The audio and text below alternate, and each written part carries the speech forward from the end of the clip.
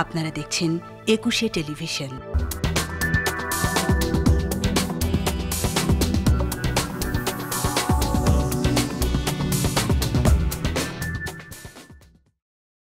আমন্ত্রণ জানাচ্ছি প্রিয় দর্শক, একুশে রাতে দীর্ঘদিন পর হলেও আমাদের প্রধান উপদেষ্টা একটা সম্ভাব্য নির্বাচনের সময়সীমার কথা জানিয়েছেন, কিন্তু সেই সময়সীমা নিয়ে এর মধ্যে মিশ্র প্রতিক্রিয়া দেখা দিয়েছে রাজনৈতিক দলগুলোর মধ্যে। বলা হচ্ছে যে স্পেসিফিক্যালি রোড ম্যাপ ঘোষণা করতে হবে। প্রধান উপদেষ্টা বলার পরেও নানান ধরনের সন্দেহ কেন কাজ করছে, এসব বিষয় নিয়ে আমরা কথা বলবো। এই বিষয়ে আলোচনার জন্য আমাদের একুশের স্টুডিওতে আজ উপস্থিত রয়েছেন বিএনপি চেয়ারপারসনের উপদেষ্টা অ্যাডভোকেট ফজলুর রহমান, রয়েছেন বাংলাদেশ কমিউনিস্ট পার্টি সিপিবির কেন্দ্রীয় প্রেসিডিয়াম মেম্বার কাফি রতন। আমি অ্যাডভোকেট ফজলুর রহমান, বিএনপির বক্তব্য আমরা পেয়েছি, আপনারা স্পষ্টভাবে রোডম্যাপের ঘোষণার দাবি জানিয়েছেন। এখনও কি কোনো ধরনের সন্দেহ আছে? তিনি যেটি বলেছেন 2025-এর শেষের দিকে বা 2026-এর প্রথমার্ধে নির্বাচন হতে পারে। আপনাকে অসংখ্য ধন্যবাদ। বাংলাদেশে আমার কথা যারা শুনছেন এই বিজয়ের মাসে, যদিও বিজয়ের মা আইসিইউতে আছে। বিজয়ের মাস আইসিইউতে আছে? আইসিইউতে আছে। কেন, কি কারণে? এটা বলবো পরে, জিজ্ঞাসা করেন, আপনি প্রশ্ন করে জিজ্ঞাসা করেন। তো আমি বিজয়ের মাসে বাংলাদেশের মানুষকে, মুক্তিকামী মানুষকে আমার সালাম এবং বিজয়ের শুভেচ্ছা জানাচ্ছি। আসসালামু আলাইকুম। এই যে কথাটা প্রথমে তুললেন, একটা অপ্রিয় কথা। এটা কতগুলা শব্দ এখন নিষিদ্ধ হয়ে যাচ্ছে আস্তে আস্তে। এইটা গত 15 বছর নিষিদ্ধ ছিল শেখ হাসিনার আমলে, 2008 থেকে 2014, 14 থেকে 2018, 18 থেকে 24। ইলেকশনটা হলো একটা অপ্রিয় জিনিস। এটা রাতের বেলা সাইরে ফেলতে হবে, অথবা নিজেরাই করে ফেলতে হবে, অথবা আমি আর দামির একটা নির্বাচন করতে হবে। নির্বাচনটা একটা অপ্রিয় জিনিস, কেউ দেখবে কেউ দেখবে না। ক্ষমতাসীনদের কাছে অপ্রিয়। এখন যারা ক্ষমতা আছে তারা নির্বাচনের নাম শুনলে তাদের মুখটা একটু কালো হয়ে যায়। আমি যাকে বলি জনাব ডক্টর মোহাম্মদ ইউনূস, আমার মতো করে কেউ তাকে বলে না। আমি বলেছি গত 100 বছরও বাঙালি মুসলমানের মধ্যে এইরকম সুসন্তান আসবে না, আগামী 100 বছরে আসবে কিনা জানি না। আমি 2 দিন 3 দিন ওনার সম্পর্কে যা বলছি, এরপরে আর ওনার সম্পর্কে এর চেয়ে বেশি আর কেউ বলতে পারবে না বাংলাদেশে। তারপরে এখন আমি এটাও বলছি যে 10 জন প্রধানমন্ত্রীকে একত্র করলে যতটুকু উঁচু হবে তার চেয়ে উনি উঁচু। কিন্তু ইলেকশনের ব্যাপারটা শুনলে পরে ওনার মধ্যে একটা অস্বস্তি আমি লক্ষ্য করি। ইউনূস সাহেব অনেক বড় মাপের মানুষ, সারা পৃথিবী তাকে চেনে। উনি যেদিন ইলেকশনের একটা ভাষা কথা ঘোষণা করলেন, কিছু সংস্কার সেরে 3 মাসের মধ্যে অথবা 6 মাসের মধ্যে উনি 25 ডিসেম্বর মাসে দিবেন, যদি আরও কিছু সময় লাগে তাহলে 26-এর প্রথমার্ধে। সেই প্রথমার্ধে বলতে কি বুঝলাম আমি বুঝলাম আমরা বুঝি মার্চ মাস, চারটা কোয়ার্টার যদি আমরা ধরি মার্চ মাস। এটা বললেন উনি। এরপরে পরে দেখলাম উনি যাদের উপরে নির্ভর করে, কারণ উনি তো হলেন আজকের বাংলাদেশের ক্ষমতার বৈরাম খা। এরা সেদিনই বলে ফেলছে, হ্যাঁ কে বলছে ইলেকশনের কথা? শেখ হাসিনা এবং আওয়ামী লীগের বিচার না করে যারা ইলেকশনের কথা বলবে তাদেরকে গণশত্রু হিসাবে ট্রিট করা হবে। গণশত্রু যারা ইলেকশনের কথা বলবে। এখন বলেন একটা বিচার, আমি জানি না এদের যেসব ছেলে পেলেরা এইসব কথা বলে তাদের বাড়িতে উকিল কয়জন আছে, হয়তো তারা খুব বড় মাপের মানুষ। আমি বাংলাদেশের সিনিয়র অ্যাডভোকেট কিন্তু বাংলাদেশের সবাই না, এই শতখানেক কাছে 1 লাখের মধ্যে। সিনিয়র অ্যাডভোকেট হিসাবে আমি বলতেছি, একটা মার্ডার কেসের মার্ডারের বিচার করতে কতদিন লাগে? প্রথমে এফআইআর হবে, পোস্টমর্টম হবে, চার্জশিট হবে, পুলিশ রিপোর্ট হবে, ফাইনাল হবে, আবার হবে, ইত্যাদি করতে করতে এই জায়গাটাতেই চলে পুলিশের হাত থেকে এটা আসতে মিনিমাম বছর 2-1 লাগবে। তারপরে এটা বিচারে প্রথমে যাবে ম্যাজিস্ট্রেট কোর্টে, এইভাবে কি যাইতে এটা গিয়ে 20 বছরের আগে ফাঁসি হয়েছে একটা লোকের প্রথম কোর্টে। 20 বছরের আগে তার ফাঁসি হয়েছে বলে আমি কোনোটা জানি না বাংলাদেশে। যেমন বাবর সাহেবের ফাঁসি যে হয়েছিল 13 সনে, এটা 24 সন 11 বছরে কিন্তু তার হাইকোর্টে ওই দিন পাস করলো, তাও রায় হয়েছিল 2014 সালে। হ্যাঁ 2014 সালে আর 24 সাল 10 বছর। এরপর তো কিন্তু অ্যাপিলেট ডিভিশন রয়ে গেছে, এরপর কিন্তু রিভিউ রয়ে গেছে। কাজেই একটা 20 বছর লাগে। তো আমাদের এই যে সব ক্ষেত্রে তো নিশ্চয়ই 20 বছর না, আমাদের মিনিমাম 10 বছর, তারও কম সময় তো হয়েছে, ফাঁসি কার্যকর তো 10 হয়েছে। বছরের কমে কোথাও হয় না। আমরা যুদ্ধাপরাধীদের বিচার আপনি যদি যুদ্ধ দেখি, অপরাধীদের বিচার আর এই বিচারটা এক না। যা আপনি এই কথা এটাও বলেন, তো বিশেষ ট্রাইব্যুনালে বিচার হয়েছে। এটাও তো বিশেষ ট্রাইব্যুনাল হচ্ছে। তা হোক, যতই হোক, যুদ্ধ অপরাধীদের বিচার আর এই বিচার, আমি এটা এখানে বিচার হোক এটা আমি চাই না, লয়ার সেটা অন্য কথা, কিন্তু উঠেছে তো, আমি সেটা বলছি। কাজে এটাতে এই কোর্টে বিচার হওয়াটা আমি চাই না। তারপর আছে যদি হয় তারপরে 10 বছর লাগবে। সেই 10 বছর কি তারা বিনা বিচারে বিনা ইলেকশনে থাকতে চায়? আমি ওই দিন গেলাম আমার এলাকাতে, কিশোরগঞ্জের এলাকাতে গেলাম, গিয়ে দেখলাম 5-7টা ছেলে খুব সুন্দর স্মার্টলি ঘুরতেছে। আমার আইসা সালাম দিলাম, জিজ্ঞাসা করলাম, বাবারা কে তুমি, তোমরা কি করো? কয় আমরা সমন্বয়ক। আমি তো সমন্বয়ক। কোন ক্লাসে পড়ো? কলেজে ফার্স্ট ইয়ারে পড়ি। কলেজে ফার্স্ট ইয়ারে পড়ে ছেলেটি। কেন আসছিল? ডিসি সাহেবের সাথে আলাপ করতে আসছিল। কাজে ইউনূস সাহেব, বৈরাম কাহি সাহেবে তাদের ছেলেরা যে তাকে থ্রেট করছে এবং বলছে প্রয়োজনে মিছিল ইউনূস সাহেবের বিরুদ্ধে আমরা মিছিল শুরু করে দেব। তো এই মিছিল ডরাইলে তো উনি ইলেকশন দিবে না। ইলেকশনে দেশে কি হবে আমি জানি না। ইলেকশন যদি হয়, তারা যদি মনে করে যে তারা দল টল করলে পরে তাদের বয়স যে 33 বছর হইলে পরে তারা দল করিয়া তারপরে ইলেকশন করে আবার ক্ষমতায় আসবে, আমরা মরে টরে যাবো, কারণ আমার বয়স 77 বছর, 10 বছর পরে হবে 87 বছর, তখন তো আমি আল্লাহর কাছে থাকবো। তো আমি আপনাকে বলি, সেই ইলেকশন কবে হবে, তারা কবে বড় হবে? তাই সংবিধান যদি আরেকজন বলছে, তার নাম নাকি ডক্টর আলী রিয়াজ, তাকে আমি চিনতাম, সে সাহিত্য সম্পাদক ছিল। এরকম কর্মী আমার কয়েক হাজার ছিল বাংলাদেশে, আলী রিয়াজের মতো কয়েক হাজার। ওই সময়ই মান্না আক্তারের সময় সে সাহিত্য সম্পাদক ছিল ডাকসুর। তো সেই লোকজন 40 বছর আগে দেশ থেকে গেছে গা, আবার 40 বছর পরে আইসা কইতেছে আমি একটা সংবিধান তোমাদেরকে লেখিয়া দিব নতুন করিয়া। এই সংবিধান ফয়লা, তো সংবিধানের নাম কি হবে ওইটাই 3 বছর লাগবে। আমি আসবো আপনার কাছে। আমি তাই মনে করি ইলেকশনের ব্যাপারটা আমি বুঝতে পারতেছি না, তবে ইলেকশন হতে হবে। কাফি রতন, আপনাদের প্রতিক্রিয়া সিপিবির পক্ষ থেকে। ধন্যবাদ। আমি খুবই আনন্দিত যে আজকে ফজলু ভাইয়ের সাথে টকশো করার সুযোগ পেয়েছি। ফজলু ভাই, আমরা যখন শিশু ছিলাম, আসলে শিশুই বলবো, যখন শিশু ছিলাম তখনও তার নাম শুনেছি, এবং জ্বালাময়ী বক্তা হিসাবে, অনলবর্ষী বক্তা হিসাবে ফজলু ভাইয়ের খ্যাতি ছিল। শুনি নাই তখন বক্তৃতা, কিন্তু পরে শুনেছি ওনার বক্তৃতা। ওনার বক্তৃতার মধ্যে উইট আছে, ওনার বক্তৃতার মধ্যে নানা রকম রেফারেন্স আছে, এবং আজকে যেই টার্মটা ইউজ করলেন বৈরাম খা, আমি আসলে কল্পনাই করতে পারি না। আসলে খুবই যৌক্তিকভাবে তিনি এটা বলছেন। আর যেই প্রশ্নটা ওনাকে করেছেন, সেই প্রশ্নের আমাদের বক্তব্য হচ্ছে যে এই যে অন্তর্বর্তীকালীন সরকার, এই সরকার তো আমাদের লড়াই সংগ্রামের রক্তের উপর দিয়ে এই সরকার গঠিত হয়েছে। আমি জাতীয় শ্রমিক কর্মচারী সংগ্রাম পরিষদের একজন কেন্দ্রীয় পরিচালনা পরিষদের সদস্য এবং সিপিবি প্রেসিডিয়াম সদস্য। আমরা স্পষ্ট করে বলেছিলাম আমাদের জাতীয় শ্রমিক কর্মচারী সংগ্রাম পরিষদের পক্ষ থেকে যে যারা আন্দোলন করছে, যারা আন্দোলনের সংস্থা, তাদের মধ্যে থেকে অন্তর্বর্তীকালীন সরকার গঠন করতে হবে।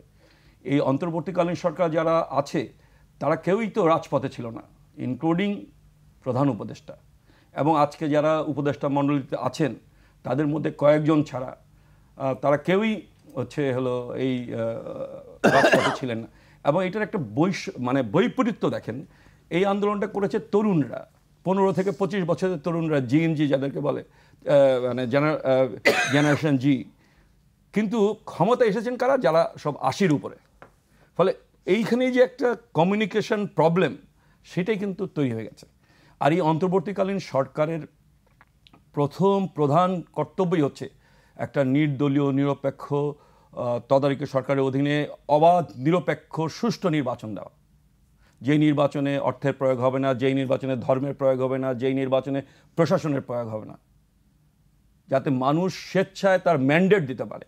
কারণ গত 3টা নির্বাচনে মানুষ কিন্তু ম্যান্ডেট দিতে পারে নাই।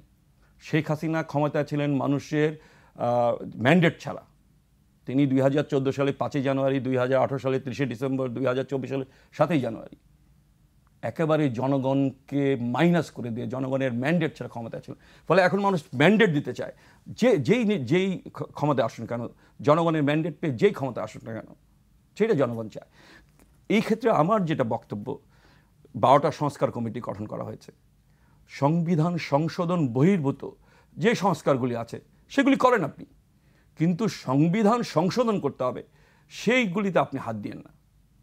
আপনি আমাদের দেশে একটা বিতর্ক আছে যে 1972 সালে 4 নভেম্বর যে সংবিধান গৃহীত হয়েছিল, আমাদের 10ই এপ্রিল 1971 সালে স্বাধীনতার ঘোষণাপত্রে এটাকে গণপরিষদ ডিক্লেয়ার দেওয়া সত্ত্বেও অনেকেই বলেন যে এদের সংবিধান প্রণয়ন করার কোনো অধিকার নাই।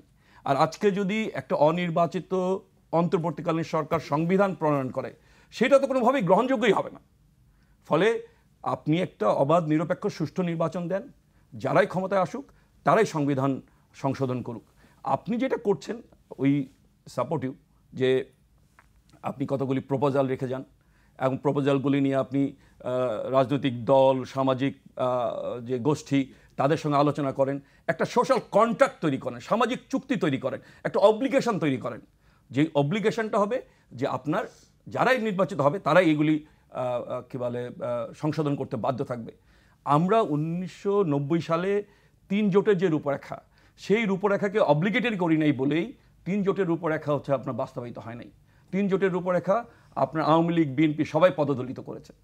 যদি তারা 3 জোটের রূপরেখাকে পদদলিত না করতো, এই যে 8 দল 7 দল 5 দলের যে রূপরেখা ছিল সেটাকে যদি পদদলিত না করতো, তাহলে কিন্তু এই যে গত 30 বছর ধরে আমাদের দেশে যেই নির্বাচন নিয়ে, গণতন্ত্র নিয়ে, সংস্কার নিয়ে যেই ক্রাইসিস তৈরি হয়েছে সেই ক্রাইসিসটা কিন্তু তৈরি হতো না। ফলে আমরা মনে করি যে এই যে 12টা সংস্কার কমিটি হয়েছে, সেগুলি সবগুলি তারা তাদের প্রস্তাব দিক, সেই প্রস্তাব জনগণের সাথে রাখেন, জনগণের আলোচনা করেন।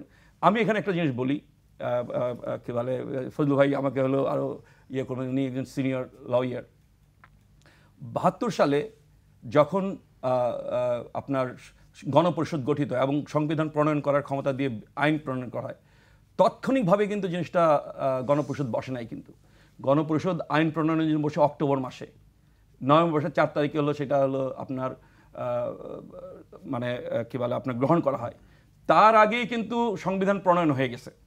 সেই সংবিধান ব্রিফকেসে ভরে ডক্টর কামাল হোসেন সাহেব লন্ডনে চলে গেছেন। সেইখানে লন্ডনে কাদের সঙ্গে আলাপ করেছেন আমি জানি না, আমার সেই জানার সৌভাগ্য হয়নি, কিন্তু লন্ডনের তথাকথিত বিশেষজ্ঞদের দ্বারা ভেটিং করিয়ে তিনি এই সংবিধান বা শাসনতন্ত্র গণপরিষদে উত্থাপন করেছিলেন। জনগণের ভেটিং কিন্তু করেন নাই, জনগণের সাথে কিন্তু আলোচনা করেন নাই, আলোচনা করেছেন আপনার লন্ডনের হলো বিশেষজ্ঞদের সাথে। ফলে এই যে জনগণকে, যে জনগণ 30 লক্ষ মানুষ জীবন দিয়ে দেশকে স্বাধীন করেছে, তাদের সাথে কনসালটেশন না করে আপনি কনসালটেশন করলেন 190 বছর যারা আমাদেরকে শাসন করেছে, আমাদেরকে যারা পদোন্নত করে রেখেছিল সেই ঔপনিবেশিক শক্তির সাথে। এইভাবে কিন্তু একটা গণমুখী সরকার গণবিরোধী সরকারে রূপান্তরিত হয়। আজকে এই যে জুলাই গণ অভ্যুত্থানের মধ্য দিয়ে 36 দিনের লড়াইয়ের মধ্য দিয়ে একটা সরকার গঠিত হলো, তারা যদি জনগণের মনের এই ভাবটা বুঝতে না পারে তাহলে কিন্তু হবে না। আর এখানে কেউই যে ভবিষ্যতে মানে নির্বাচন হলে গণশত্রু দাবি করবেন, আমরা বলতে চাই আপনারা ছাত্ররা আন্দোলন ইনিশিয়েট করেছিলেন, কিন্তু জীবন দিয়েছে কারা? ছাত্রদের চেয়ে বেশি জীবন দিয়েছে শ্রমজীবী মানুষ। ঢাকা শহরে 24 জন রিকশাওয়ালা জীবন দিয়েছে, যাদের সঙ্গে কোটা সংস্কারের কোনো সম্পর্ক নাই।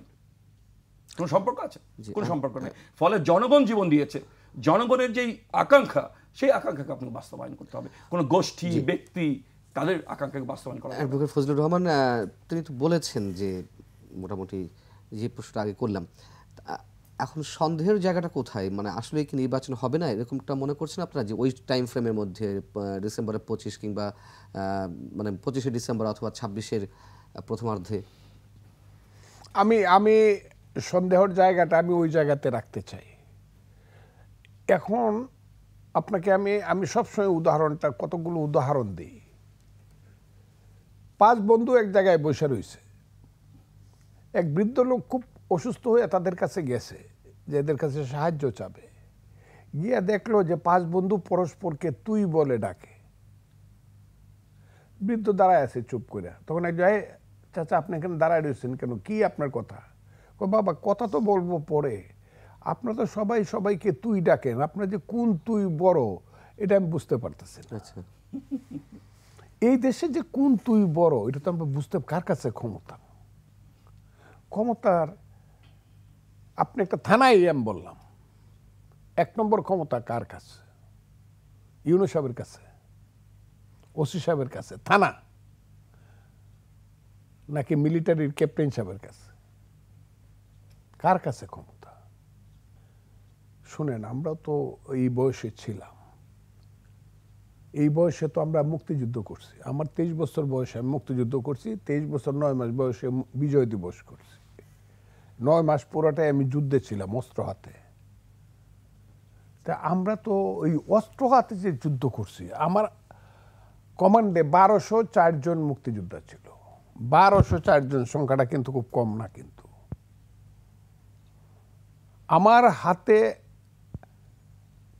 একটা যুদ্ধে 1200 রাইফেল অস্ত্র ধরা পড়ছিল 9ই ডিসেম্বর 1971 সন। এটা হলো কালনি কুশিয়ারার যুদ্ধ, আমার হাতে, আমি কমান্ডার।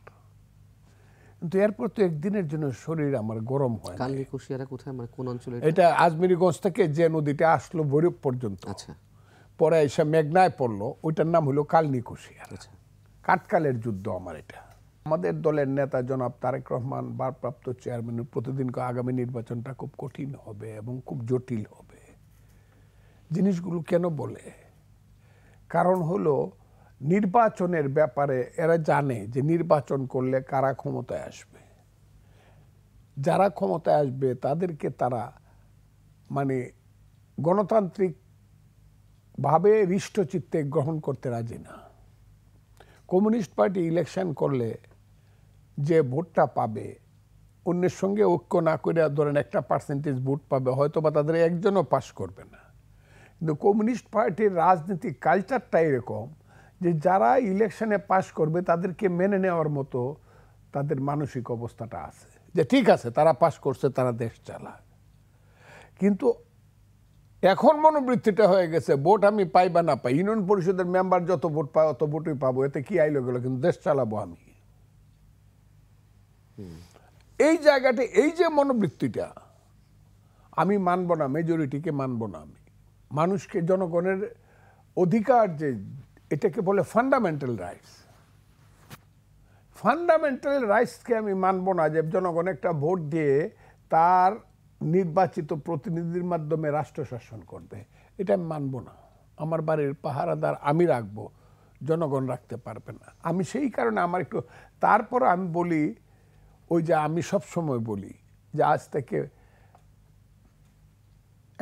1612 খ্রিস্টাব্দে ইসলামকা সোনারগাঁও থেকে রাজধানী আনলো ঢাকায় ইশাকার ছেলে মুসাকাকে পরাজিত করিয়া। মির্জা নাথান নামে ইসলামকার একজন সেনাপতি ছিল, বইটার নাম উনি লিখে গেছে বাহারিস্তানে গায়েবী। বইটার পড়লে বোঝা যায় যে জাহাঙ্গীর সাহেব আসছিলেন কেন, নতুন রাজধানী তার নামে হয়েছিল জাহাঙ্গীরনগর দেখার জন্য। বাঙালি বড় বিচিত্র জাতি। 2500 বছর আগে আলেকজান্ডার গঙ্গার পশ্চিম পারে দাঁড়ায় বলছিল তার সেনাপতিকে, ও পারে যাব না সেলুকাস। কেন? বড় বিচিত্র দেশের মানুষ, বড় বিচিত্র দেশ সেলুকাস, তার চেয়ে বিচিত্র দেশের মানুষ। কাজে ইলেকশন না দিয়ে পারবে না। কিন্তু আর একটা, আমি আর চাই না আমার শেষ বয়সে এই ধরনের বিশৃঙ্খলার সৃষ্টি হোক, যে বিশৃঙ্খলায় আরো লোকের জীবন পাত হবে, আরো রক্তের সাগর সৃষ্টি হবে, এটা আমি চাই না। আমি চাই জনগণের প্রতিনিধিদের কাছে ক্ষমতা হস্তান্তর হোক, একটা ফেয়ার ইলেকশন হোক। নির্বাচন কমিশন হয়ে গেছে, এখন তো বলাই উচিত, এই নির্বাচন কমিশন কিভাবে ভোটার লিস্ট ঠিক করা যায়। তারা ভোটার লিস্ট ঠিক করতে যে কথা কয়, এই কথা শুনলে পরে মনে হয় মহাভারত বোধহয় লিখতে হবে। হ্যাঁ, একটা জিনিস আমি স্বীকার করব, এবং এটি ইউনূস সাহেবকে ধন্যবাদ দিব এবং এই সরকারকেও ধন্যবাদ দিব। অন্তত আমি সকালে ঘুম থেকে উঠে মনে করি যে আমারে কেউ ধরে লইয়া যাইব না, আমারে কেউ গুম করে ফেলবে না। এটা একটা পরিবেশ এখন পর্যন্ত আছে, তাও নাই। এই যে আজকে যা দেখতেছি একটা, এই যে দেখবেন ওতে টঙ্গীতে কি হয়েছে আজকে, ধর্মের নামে কি হইতেছে। হিন্দুরা এই দেশ থেকে চলে যাক, খ্রিস্টানরা হিন্দু এলিমিনেটেড হয়ে যাক, বুদ্ধরা, কিন্তু এরপর যে আমরা মুসলমানরা থাকবো সেইখানে সাদ গ্রুপ আর রেজা গ্রুপ মিললে আমরা মারামারি করবো। সেটাই, এটাই মানে হ্যাঁ, ধর্মের পরিচয় এইভাবে তারা তুলে ধরছে। এই ঘটছে মানিকে এখন একটা মিছিল বাইরে শুক্রবারে মসজিদ থেকে, আর একটা সন্ধ্যার পরে বাইরে মন্দির থেকে। এই দেশে মন্দির আর মসজিদের পলিটিক্স বের হয়, কিন্তু এক সময় আমি কথাটা কই শেষ করে লাই, এক সময় পলিটিক্স হইতো কোথায়, রাজপথে, স্কুল কলেজ বিশ্ববিদ্যালয়, ক্ষেত খামার কল কারখানা, এই যে তারা পলিটিক্স করতো সেইখানে। এখন তো আর সেই পলিটিক্স নাই, এখন পলিটিক্স হয় মসজিদে আর মন্দিরে। এই দেশটা এসি রুমেও হয়। আমরা আলোচনা ফিরে একটা ছোট্ট বিরতি পরে দর্শক ফিরছি খুব শিগগির।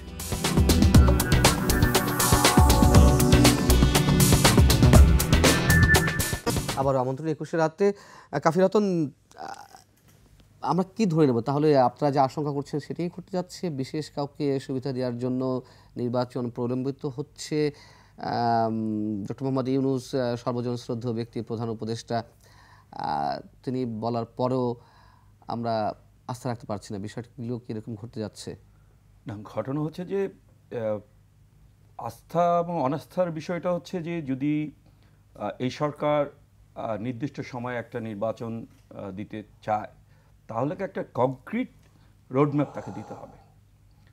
আপনি জেনারেল ফর্মে কিছু বললে মানুষ তো আচ্ছা বলে যে 2026-এ জুন মাসের মধ্যে আমি ইলেকশন করব, এই কথাটা তো কোনো কথা না।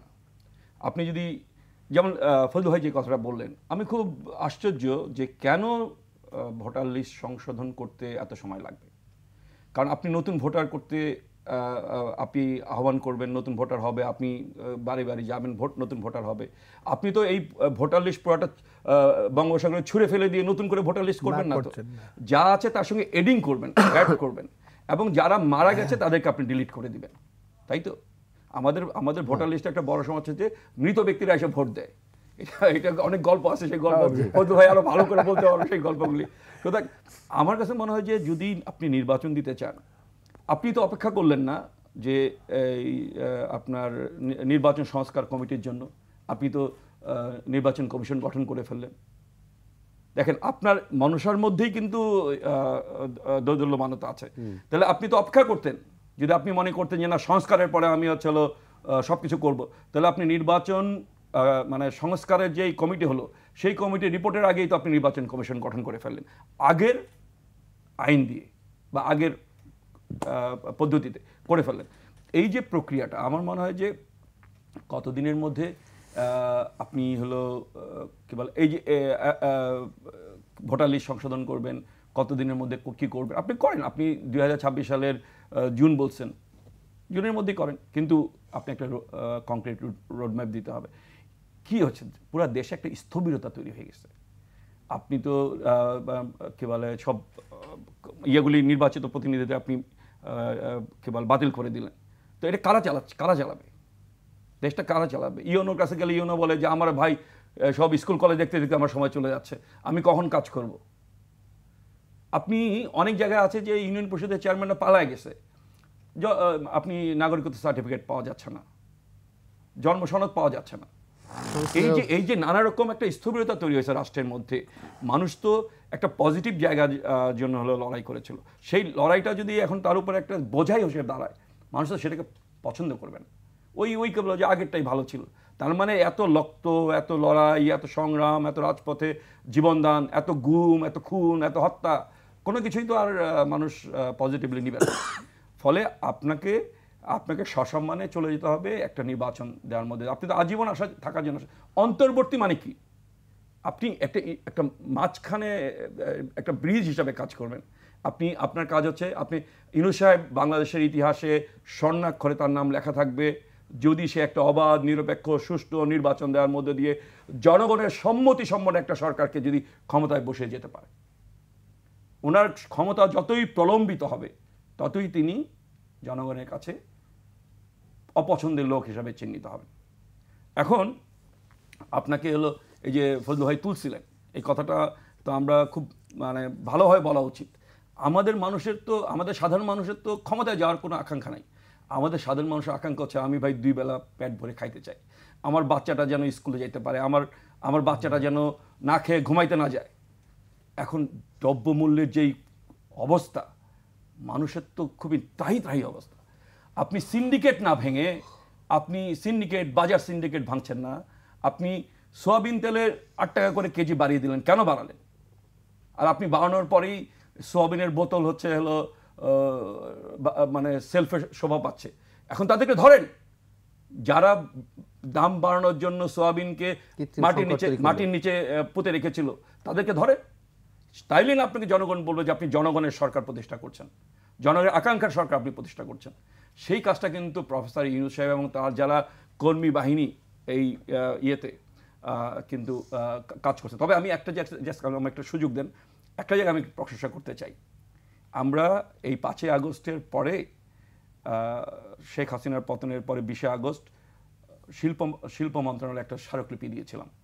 আমাদের স্মারকলিপিতে কি বলা হয়েছিল যে শেখ হাসিনা 2020 সালের 1 ডিসেম্বর যেই 6টা চিনিকল বন্ধ করে দিয়েছিল, তার তুগলকি সিদ্ধান্তের মধ্য দিয়ে সেইগুলিকে চালু করতে হবে। এবং সেটা কেন করা হয়েছিল সেটার নোট আমি পড়েছি। সেখানে বলা হয়েছিল যে এইগুলির কোনো সম্ভাবনা নাই। বাংলাদেশে বছরে 20 লক্ষ মেট্রিক টন চিনি চাহিদা, আমাদের এই যে 15টা চিনিকল তারা উৎপাদন করতে মাত্র 70,000 মেট্রিক টন, তারপর সম্ভাবনা নাই আপনি বলতেছেন। তাহলে তখন এই 5টা চিনিকল বন্ধ করে দেওয়া হলো। আমরা বলেছিলাম এই চিনিকলগুলি খুলে দেওয়া হোক। শিল্প মন্ত্রণালয়ের পক্ষ থেকে আমাদের কথা শুনেছে, একটা টাস্ক ফোর্স গঠন করেছে, আমাকে সেই টাস্ক ফোর্সের যুগ্ম আহ্বায়ক করেছিল। দীর্ঘদিন আমরা গত 3 মাস ধরে এটা নিয়ে কাজ করে আমরা আমাদের প্রতিবেদন শিল্প মন্ত্রণালয়ের মাধ্যমে প্রধান উপদেষ্টার কাছে পাঠিয়েছি। প্রধান উপদেষ্টা আমাদের সাথে এগ্রি করেছেন এবং তিনি শেখ হাসিনার যেই বন্ধ করে দেওয়া যে প্রজ্ঞাপন সেটা প্রত্যাহার করে নিয়েছেন এবং 6টা চিনিকল উনি খুলে দিয়েছেন। এই ধরনের কাজ কিন্তু মানুষ চায়। যেই তুগলকি মানে সিন্ডিকেটকে লাভ করে দেওয়ার জন্য, ব্যবসায়ীদের লাভ করিয়ে দেওয়ার জন্য, নিজের আত্মীয় স্বজনকে লাভ করিয়ে দেওয়ার জন্য, নিজের দলের ব্যবসায়ীদেরকে লাভ করিয়ে দেওয়ার জন্য যেই সিদ্ধান্তগুলি শেখ হাসিনা নিয়েছিলেন এবং মানে সরকার নিয়েছিল, সেইগুলির প্রত্যাহার জনগণ চায়, সেইগুলি করেন। ফজলুর রহমান, আমরা প্রথমার্ধ বলতে কি বুঝবো? আপনি নিজেও জিজ্ঞেস করছেন, আমার আনসারটা আমি দিয়েছি। 2026-এর প্রথমার্ধে নির্বাচন হতে পারে যদি একটু মধ্যম প্রক্রিয়ার সমস্যাগুলো হয়। এই প্রথমার্ধ বলতে আমরা কি মানে জুন পর্যন্ত মনে 2টা ভাগ করব নাকি 4টা ভাগ করে তার প্রথমার্ধ? না, এটা আপনি যেটা প্রথম বলছিলেন মার্চ আপনার কোয়ার্টারলি হিসাব করি, তাই না? 3 মাস যেটা, এটাই হলো। কিন্তু যদি তাই হয়ে থাকে তাহলে প্রধান উপদেষ্টা প্রেস সেক্রেটারি শফিকুল আলম তিনি বললেন যে জুনের মধ্যে নির্বাচন, মানে এই গ্যাপগুলো কেন থাকছে? প্রধান উপদেষ্টা যেখানে বললেন স্বয়ং প্রথমার্ধ। আপনি কি বাক বিধি বাক ধারা তো আমরা সবাই বুঝি, এটা পরে নেই সূর্যের চেয়ে বালুর তাপ বেশি। বাড়ি সিদ্দিক একটা গান গাইতো, মনের দুঃখ মনে রইল রে, বুঝলেন আর এই সোনার চান, চন্দ্র সূর্য যত বড় আমার দুঃখ তার সমান। আপনার বয়স কত ছিল মুক্তিযুদ্ধের সময় আমি জানি না, আমি জন্মগ্রহণ করিনি। উনি জন্মগ্রহণ, আমার 5 বছর বয়স। আচ্ছা, মুক্তিযুদ্ধের সময় আমার বয়স 23 বছর 9 মাস। আমি যখন যুদ্ধে যাই, প্রথমবার গেছি লুকায়া, আমার বাড়ি থেকে লুকায়া, মানে আমার বাবা ভাই বড় ভাইরা জানে, বাচ্চাদেরকে লুকায়া গেছি। আব্দুল হামিদ সাবেক রাষ্ট্রপতি, আমরা যুদ্ধে প্রথমে 8 জন যুদ্ধের জন্য ইন্ডিয়া যাই আমাদের বাড়ি থেকে। রাষ্ট্রপতি আব্দুল হামিদ, আমি আরো 6 জন আমাদের বাড়ি থেকে, বাচ্চারা জানতো না। এরপর যখন ভিতরে এসে কিছু যুদ্ধ করে আবার বাইরে যাই মার সাথে দেখা করিয়া, তখন আমার ভাইয়ের একটা 2.5 বছরের বাচ্চা ছিল, আমার বড় ভাইয়ের। সে যেভাবে আমার গলায় ধরে কাঁদছিল, সেই কান্নাটা এখন আমি বলতে পারি, আমাকে ছাড়বে না সে। কাকা তুমি কই যাও, 3 বছর বয়স, কাকা তুমি কই যাও, আমারে ছেড়ে যায় না। মার যে কান্নাটা দেখছি আপনারা বিশ্বাস করবেন না, আমি সাধারণ ঘরের ছেলে, আমার মা আদর করে ডাকতো, ও পুত তুই কই যাস রে, ও পুত, ময়মনসিংহে বাসায়, পুত আমারে ছেড়ে যাইস না পুত। আর বাবা কইতো মরতে হয় মর, যুদ্ধে কিন্তু জয়লাভ করবে, পিছাইবি না। আমার বাবা আর মা কইতো আমারে ছেড়ে তো পুত তুই কই যাস, কান্ত। সে যে মায়ের কান্না, বোনের কান্না, শিশুর কান্না, এই সব কান্নাগুলা যখন আমার সামনে আইসা দাঁড়ায় আমার পাগল হয়ে যেতে ইচ্ছা করে। ওই যে মনের দুঃখ মনে রইল রে। এই দেশটা কেন সৃষ্টি করছিলাম এখন আর বুঝি না, কিন্তু আপনাকে বললাম কেন সৃষ্টি করছিলাম এই দেশে। এই দেশটা তো আমার দেশ না, আমার মুক্তিযুদ্ধের দেশ তো এটা না। আমি যে স্বপ্ন নিয়ে মুক্তিযুদ্ধ করছি, তীর হারাই ঢেউর সাগর পাড়ি দেব রে, একটি ফুলকে বাঁচাবো বলে যুদ্ধ করি, পথের ক্লান্তি বলে স্নেহ ভরা কোলে তব মা গো, বলো কবে শীতল হব, কত দূর আর কত দূর বলো মা। আমি যে পূর্ব গগনে সূর্য উঠেছে রক্তলাল, আমি যে চিন্তায় যে চেতনায় আমি যুদ্ধ করছি, আমার মনে হয়েছে এই দেশে কোনো চোর থাকবে না স্বাধীনতা হইলে পরে, দেশ স্বাধীন হইলে পরে কোনো ঘুষ থাকবে না, দরজা খুললে সবাই ঘুমাবে, এই দেশে কোনো খুনি রাহাজানি কিচ্ছু থাকবে না, গণতন্ত্রে হবে, মানুষের পেটের ভাত পরনের, আমার কান্না আইসা পড়ে, মানুষের পেটের ভাত পরনের কাপড় হবে, শিক্ষা শেষে চাকরি হবে, গরিব মানুষের সন্তান যদি শিক্ষায় দীক্ষায় ত্যাগে তিতিক্ষায় যোগ্যতায় যদি সে নিজেকে প্রমাণ করতে পারে, সেও হতে পারবে বাংলাদেশের প্রধানমন্ত্রী। কিন্তু আজকের যে বাংলাদেশ, এটা আমার মনে হয় না এই দেশটা আমার সেই চিন্তার বাংলাদেশ। আমার মনে হয়তো আমি একসাথে যুদ্ধ করতেছি, রবীন্দ্র আমার পাশে এক পাশে যুদ্ধ করতেছে, আমার পাশের গ্রামের রবীন্দ্র বৈষ্ণব, আমার ডেপুটি কমান্ডারের নাম হলো নিহারেন্দু দেবনাথ, যেই যে মেঘনার যুদ্ধটা করছি, কালনি কুশিয়ারার যুদ্ধটা করছি, আমার পাশের ডেপুটি কমান্ডারের নাম হলো নিহারেন্দু দেবনাথ। হিন্দু নয় ওরা মুসলিম, জিজ্ঞাসে কোনো জন, কান্ডারি বলো ডুবিছে মানব, সন্তান আমার মা। কি হয়ে গেল দেশ, কেন হয়ে গেল? 19% হিন্দু ছিল মুক্তিযুদ্ধের সময়, এখন কেন সেইটা 9% হয়ে গেল? আমি তো সেটা বুঝি না। বাঙালি জাতির তো দুইটা হাত, একটা হাত বড় হইতে পারে একটা, কিন্তু একটা যদি নষ্ট হয়ে যায় আরেকটা থাকবে না।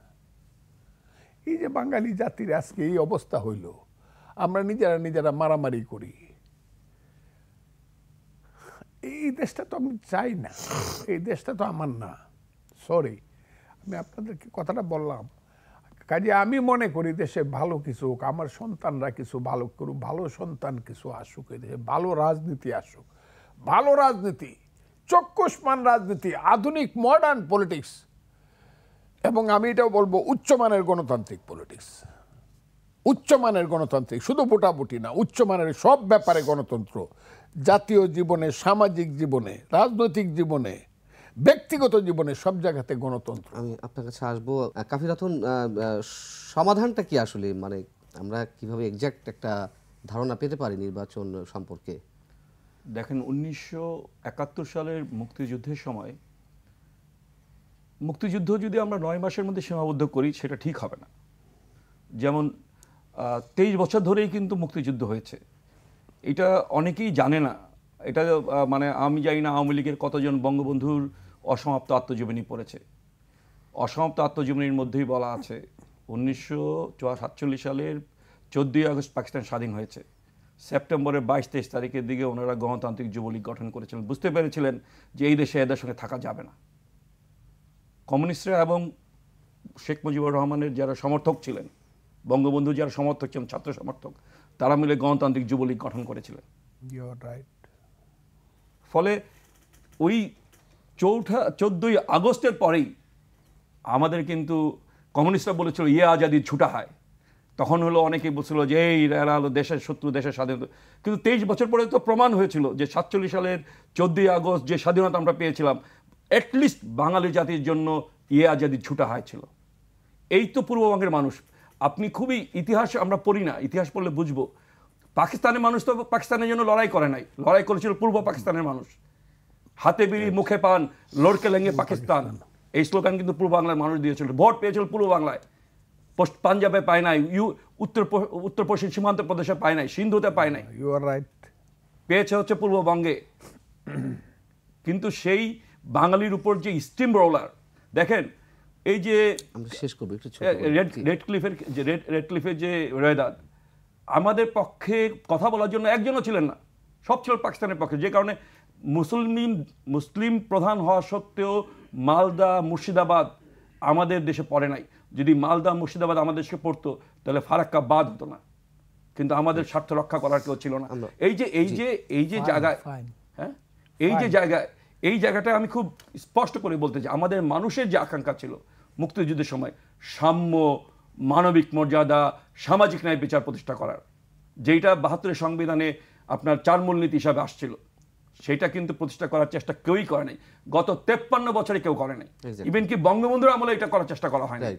সেই কারণেই কিন্তু আজকে আমাদের দেশে এই করুণ পরিণতি, যে জন্য বীর মুক্তিযোদ্ধা ফজলুর রহমানকে আজকে প্রকাশ্য এইরকম একটা অনুষ্ঠানে কানতে হয়। সেটাই আমাদের কিছু বলার নেই আসলে। আমরা শেষ করব, একেবারেই সময় নেই আমাদের হাতে। সবাই বলে 47 এবং 24, কিন্তু 71টা কেউ বলে না। আমি আপনাকে জিজ্ঞাসা করি, বাঙালি জাতিকে জিজ্ঞাসা করি, শেখ হাসিনা ফ্যাসিস্ট, 15 বছর সেই দেশের মানুষকে কুশাসনে জর্জরিত করছে, এর জন্য দায়ী কি মুক্তিযুদ্ধ? এটার জন্য কি মুক্তিযুদ্ধকে ধ্বংস করে দিতে হবে? এটা কি বাংলাদেশের মানুষ আপনারা চান?